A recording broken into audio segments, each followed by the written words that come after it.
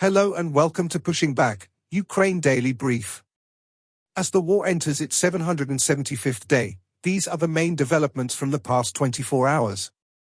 Russia has lost approximately 449,250 troops in Ukraine since the beginning of the war, the General Staff of Ukraine's armed forces reported.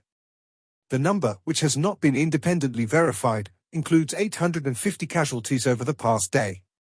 According to the released Ukrainian figures, Russia lost 23 tanks, 45 armored combat vehicles, 30 artillery systems, 2 air defense systems, 37 drones, 71 vehicles and 1 piece of special equipment.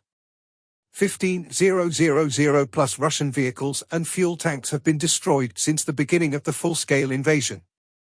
This spring alone, Russia lost almost 2,000 vehicles. The update from the General Staff of the Armed Forces of Ukraine. There were 48 combat engagements. The enemy launched a total of 3 missiles and 76 airstrikes, carried out 61 multiple launch rocket system attacks on positions of Ukrainian troops and various settlements. The Ukrainian Air Force launched airstrikes on 4 anti-aircraft missile systems and 7 concentrations of troops, weapons and military equipment of the occupiers. The Ukrainian missile forces hit 1 air defense system, 2 electronic warfare stations and 2 concentrations of troops of the Russian invaders. In its latest intelligence update, the UK's Ministry of Defence reports. Photos from March 31 showed debris in southern Russia from a crashed object initially thought to be a Ukrainian drone.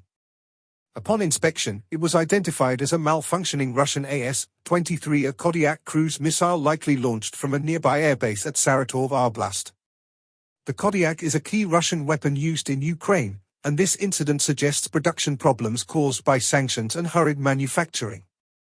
In its latest intelligence update, the Institute for the Study of War. Ukrainian drone strikes against Russian oil refineries are reportedly forcing Russia to seek gasoline imports from Kazakhstan. Ukraine's main military intelligence directorate indirectly suggested that it may have been responsible for an explosion that disabled a Russian Baltic Fleet small missile carrier at the naval base in Baltisk, Kaliningrad Oblast on April 7. Recent discourse among select Russian mill bloggers highlights contradictory Russian rhetoric in the Russian information space between narratives that seek to portray Russian forces as more capable than Ukrainian forces and other narratives that seek to criticize the Russian military for shortcomings that result in high Russian infantry casualties. The Kremlin-affiliated governor of the pro-Russian Moldova Autonomous Region of Gagauzia, Yevgenia Gutzel, insinuated that Romanian officials control the Moldovan government, the latest in a series of recent Kremlin efforts to question European pro-Western government sovereignty.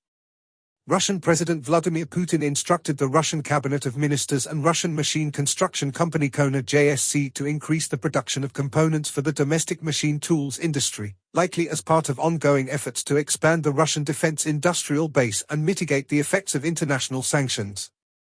Russian forces recently made confirmed advances near Kreminna, Bakhmut, Avdiivka, and Donetsk City. In Zelensky's nightly video update, he covered several significant points. Firstly, the focus of Ukrainian military efforts has shifted to Kharkiv. They are working to strengthen Kharkiv's air defense and bolster drone production to counter Russia's attacks. The Ukrainian government is developing plans to provide social and economic support to Kharkiv and the surrounding region. Secondly, efforts are underway to restore power supplies in Kharkiv that were damaged by Russian attacks. Lastly, Ukraine is working with partner countries on new defense packages and ways to increase pressure on Russia. Thanks for following today's updates. Please don't forget to like and subscribe for more content. We'll return tomorrow with the latest news on the ongoing conflict.